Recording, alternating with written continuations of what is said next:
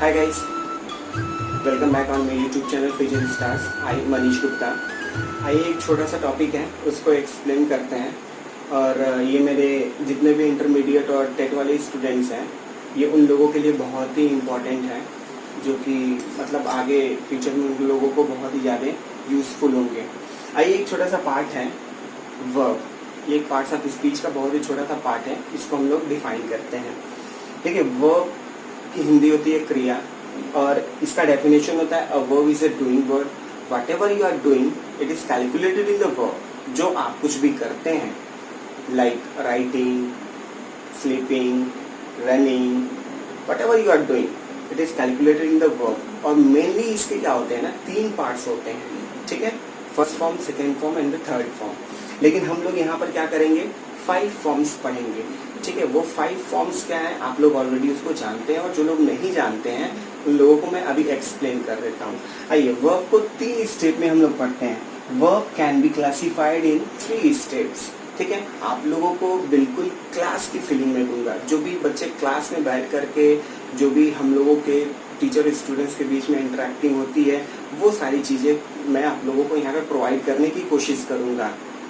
ठीक है, आइए देखते हैं 3 स्टेप में इसको हम लोग पढ़ेंगे वर्ब को। ठीक है, फर्स्ट स्टेप ये कहता है वर्ब को, और जितने भी स्टेप होते हैं ना वर्ब को, उन सब में वर्ब को 2 पार्ट में ही हम लोग क्या करते हैं, डिवाइड कर देते हैं। पहला स्टेप ये होता है कि वर्ब को 2 पार्ट में डिवाइड कर देते हैं। पहला होता है ट्रांजिटिव वर्ब, दूसरा होता है इनट्रांजिटिव वर्ब। ठीक है, और ट्रांजिटिव वर्ब किसको कहते हैं और इनट्रांजिटिव वर्ब किसको कहते हैं मैं अभी जस्ट आप लोगों को एक्सप्लेन कर देता हूँ। लेकिन पहले दूसरे और तीसरे स्टेप के भी बारे में हम लोग जान लेते हैं। और इतना याद रखिएगा मेरे बच्चों कि ये वर्ब देखने में आप लोगों को थोड़ा सा डिफिकल्ट लग रहा होगा।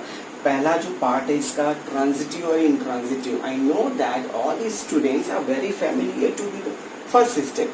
लेकिन जो दूसरा पॉइंट है, जो वर्ब को 2 पार्ट में डिवाइड किया गया है, ये है रेगुलर वर्ब और इर्रेगुलर वर्ब।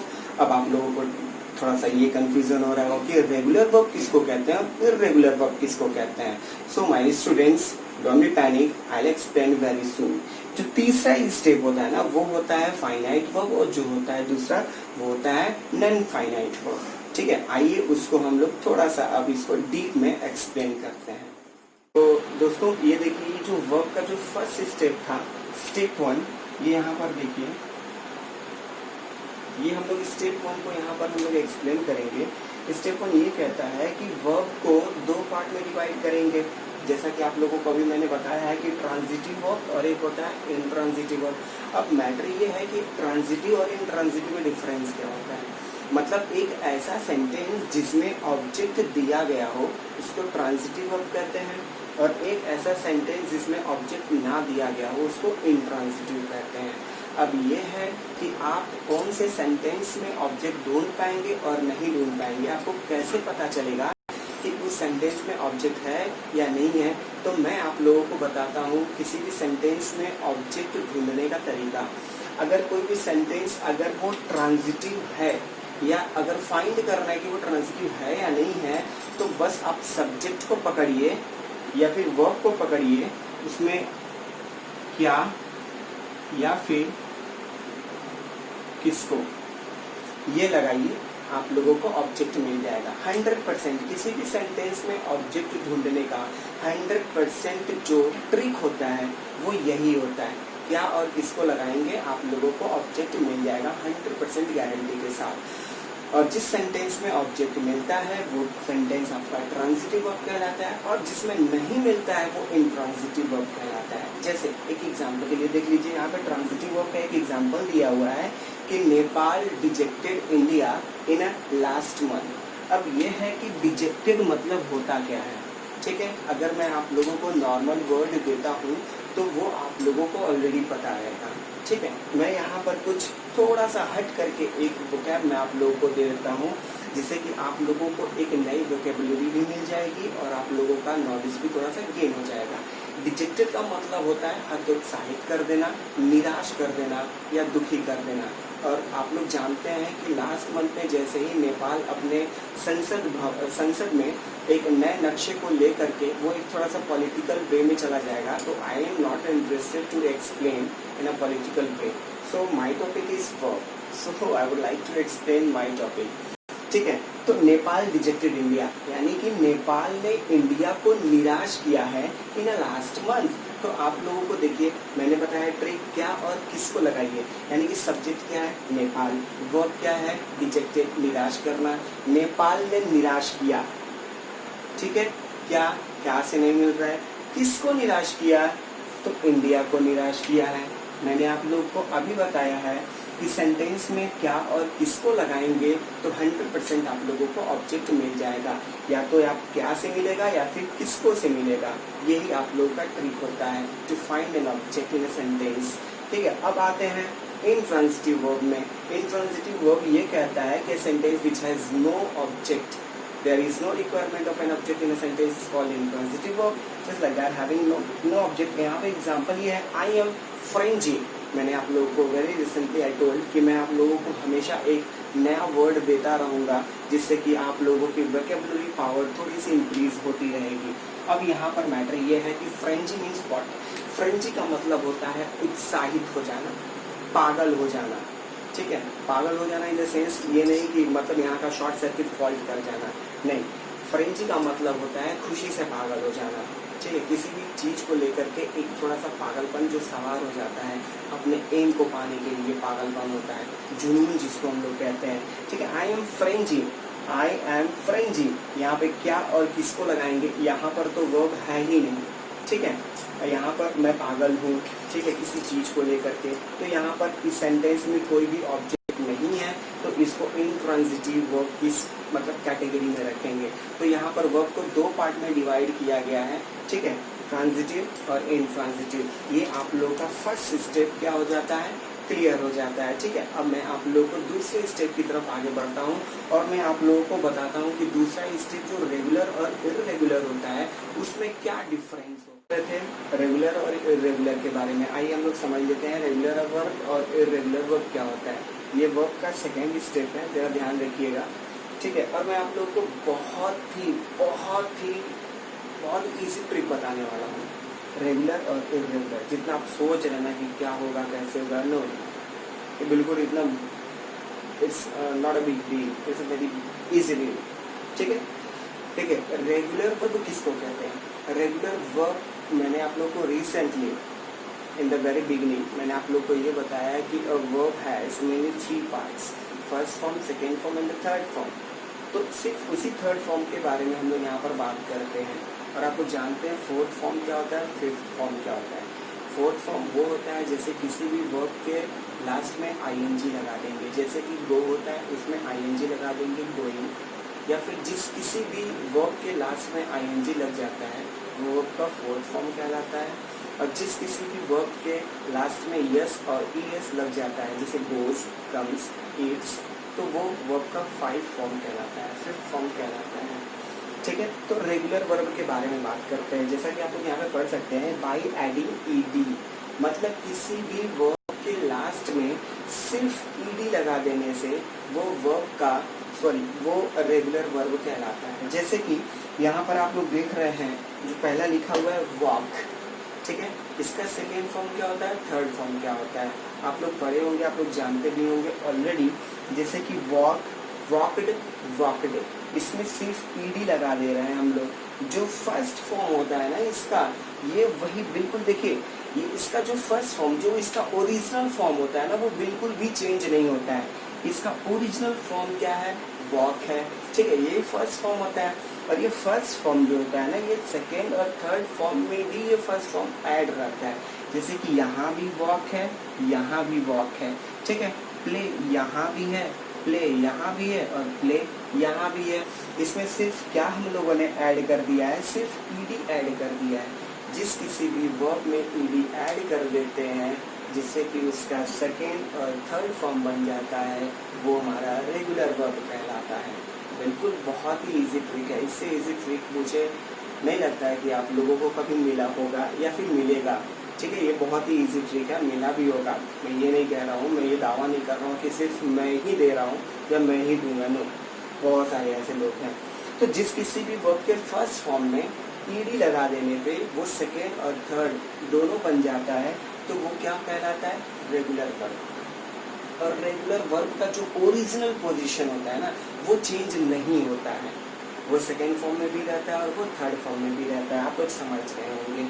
ठीक है, अब बात करते हैं इर्रेगुलर के। तो इर्रेगुलर वर्ब के 3 शर्तें होती हैं। अब ये इर्रेगुलर वर्ब कहता है कि अगर तुमको मुझे समझना है, मुझे फॉलो करना है, तो मेरी 3 शर्तों को माननी पड़ेगी। अगर तुम मेरी 3 शर्तों को फॉलो कर लेते हो, फर्स्ट, सेकेंड एंड थर्ड, तो आप लोगों को इर्रेगुलर वर्ब के बारे में पता चल जाएगा।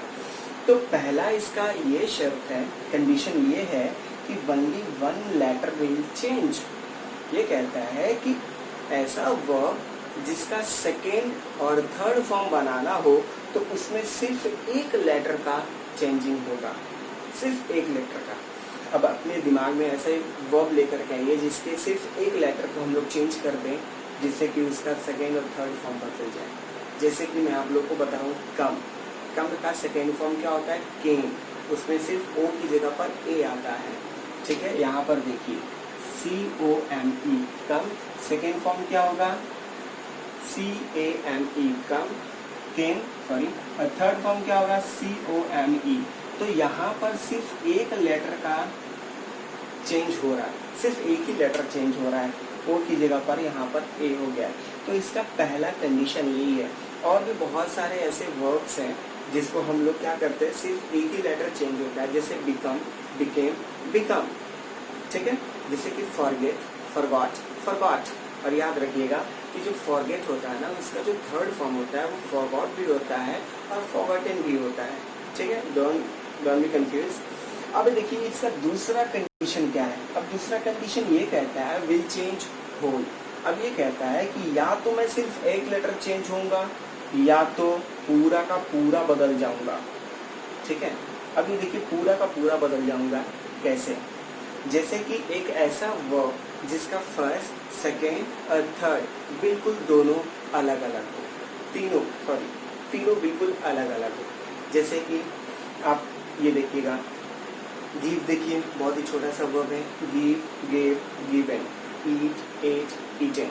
तो ये जितने भी वर्ब्स होते हैं ना, जिनके फर्स्ट, सेकेंड और थर्ड बिल्कुल अलग अलग होते हैं, उनको हम लोग क्या कहते हैं, इर्रेगुलर वर्ब कहते हैं। और याद रखिए मैं अभी इसके सारे के सारे ये फॉर्म्स लिख दूंगा, या फिर अगर आप लोगों को प्रॉब्लम हो रही होगी तो आप लोग मुझे कमेंट में डाल सकते हैं, मैं आप लोगों को कमेंट में बहुत सारे ऐसे एग्जांपल्स दे सकता हूँ। और देखिए तीसरा इसका कंडीशन क्या कहता है, कह रहा है विल रिमेन सेम। अब ये इसका तीसरा कंडीशन ये है कि मैं बिल्कुल वैसा ही रहूँगा। अब पहला ये कह रहा है कि मैं सिर्फ एक लेटर चेंज होऊंगा, या तो मैं पूरा चेंज हो जाऊंगा, या तो मैं बदलूंगा ही नहीं। ठीक है, तो इसका जो तीसरा कंडीशन है विल रिमेन सेम, इसका तीनों का तीनों फॉर्म सेम रहेगा। जैसे कि आप लोग को बहुत सारे ऐसे वर्ब्स के फॉर्म मिले होंगे जो कभी चेंज होते ही नहीं है, बिल्कुल सेम वैसे ही रहते हैं फर्स्ट, सेकेंड और थर्ड में। जैसे कि put, PUT, put, put, put, put, cut, cut, cut, shut, shut, shut. ये ऐसे बहुत सारे ऐसे फॉर्म्स हैं वर्ब के जो तीनों फॉर्म्स क्या होते हैं, सेम रहते हैं। तो इन्हीं सब चीज़ों को क्या कहते हैं, रेगुलर कहते हैं, और जिसमें ईडी लग जाता है उसको रेगुलर कहते हैं। That is very easy topic, that is very easy trick to learn what is the differences between regular and the irregular verb.